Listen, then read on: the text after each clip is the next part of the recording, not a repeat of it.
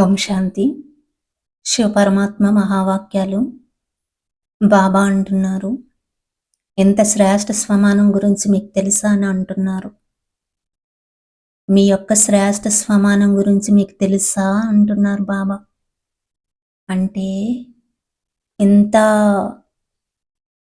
శాంతి శక్తి ద్వారా అశుభాన్ని శుభంలోకి మారుస్తున్నారు. భగవంతుడి యొక్క వారసత్వమే మిమ్మల్ని ఈ విధంగా పరివర్తన చేస్తుంది. మీరు ఎంత శ్రేష్ఠ స్వరూప ఆత్మలు కదా అని బాబా అంటున్నారు.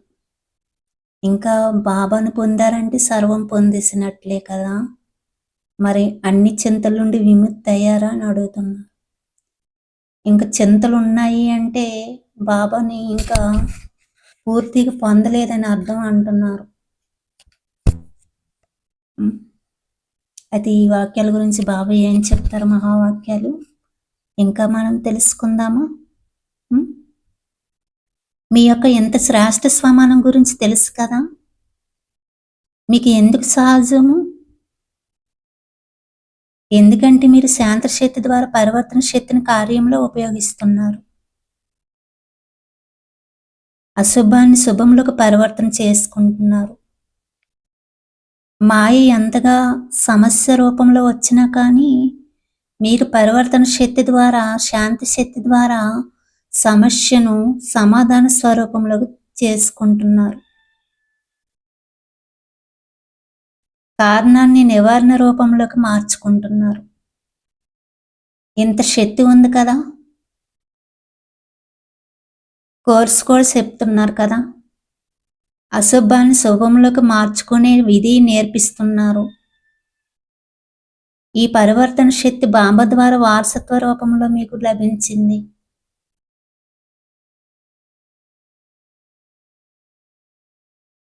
ఒక శక్తియే కాదు, సర్వశక్తులు పరమాత్మ నుండి వారసత్వంగా లభించాయి.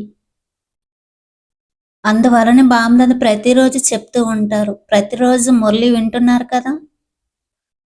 ప్రతిరోజు బాబా ఇదే చెప్తుంటారు, బాబాను జ్ఞాపకం చెయ్యండి మరియు వారసత్వాన్ని జ్ఞాపకం చెయ్యండి అని.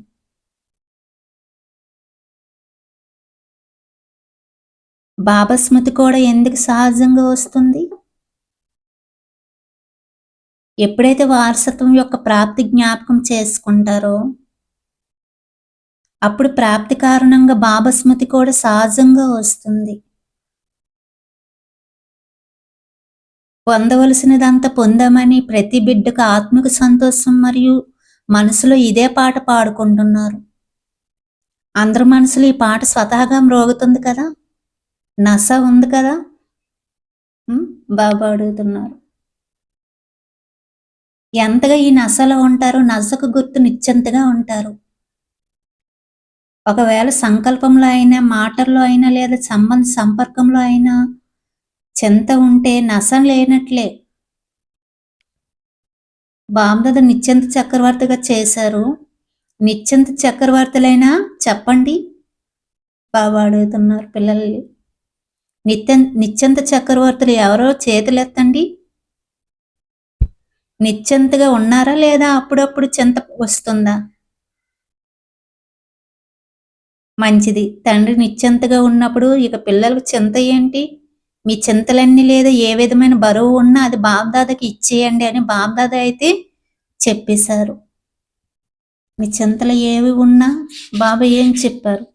ఆ చింతలన్నీ, ఆ బరువు అంతా నాకు ఇచ్చేయండి, మీరు తేలికైపోండి అని బాబా చెప్పారు. ఓం శాంతి.